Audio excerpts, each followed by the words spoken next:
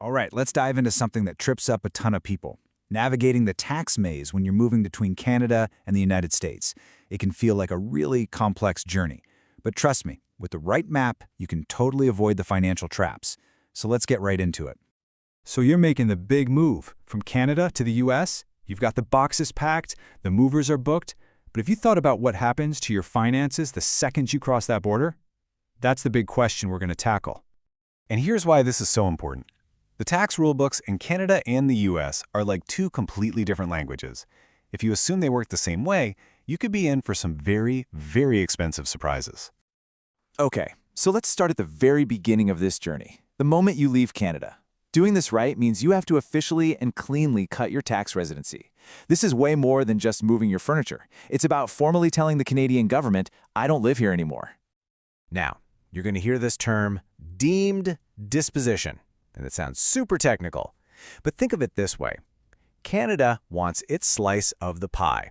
They want to tax all the growth your investments made while you were a resident. So on the day you leave, the Canada Revenue Agency pretends you sold everything, and they want you to pay tax on that imaginary profit. So what exactly gets hit by this so-called departure tax? We're talking about things like your stocks, your mutual funds, maybe your business interests. And this is really important, things like your Canadian house or your RSSP are usually off the hook. Why? Because the CRA knows they'll get their tax money from those later, like when you eventually sell the house or start taking money out of your retirement fund. To make this all official, you've got to follow the recipe. The number one thing is filing that final tax return and putting your official departure date on it. That's the signal to the CRA. You also have to show you've really left, meaning you've cut primary ties, like selling your home. And if you have more than $25,000 in certain assets, you have to file a special form, the T1161. And why is that form such a big deal? Because if you forget to file it, boom, that's the potential penalty. $2,500, just for missing a piece of paperwork.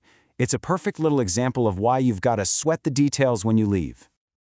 Okay, next chapter. You've successfully left Canada, and now you're living the American dream.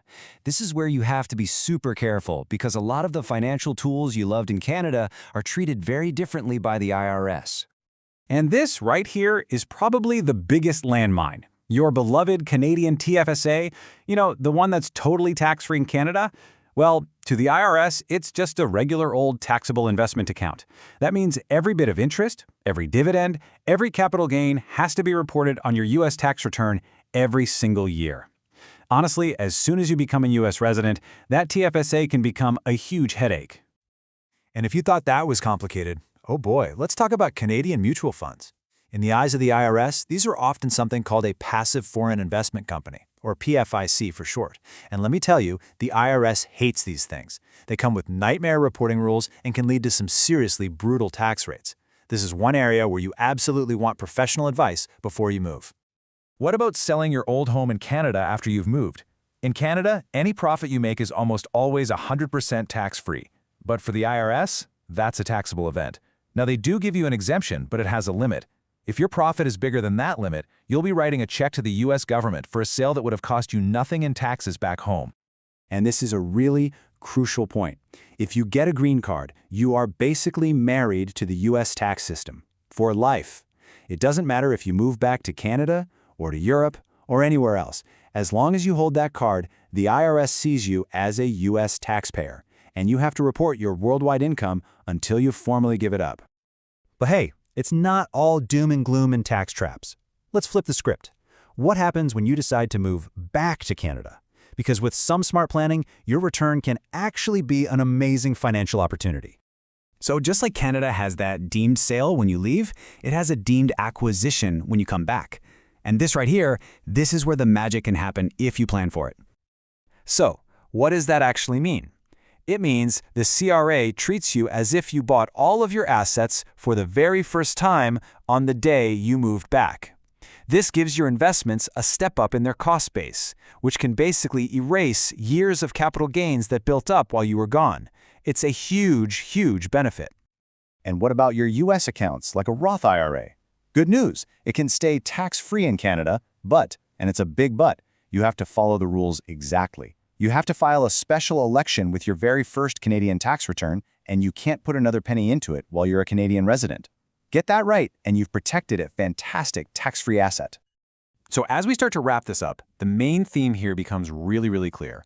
The big payoff, the thing that saves you all the headaches, comes from being proactive and knowing the rules before you make your move. Let's just boil this all down to 3 simple truths. 1. The tax rules in Canada and the US are not the same, not even close. 2. Making simple assumptions is how you end up with really expensive mistakes. And 3. Planning ahead with a professional isn't just a good idea, it's probably the best investment you can make. And that really brings us to our final question for you. You've planned the movers, you've planned the new apartment, but have you really planned for your money? Taking the time to get this right can save you a world of trouble and a whole lot of cash down the road. Thanks for tuning in.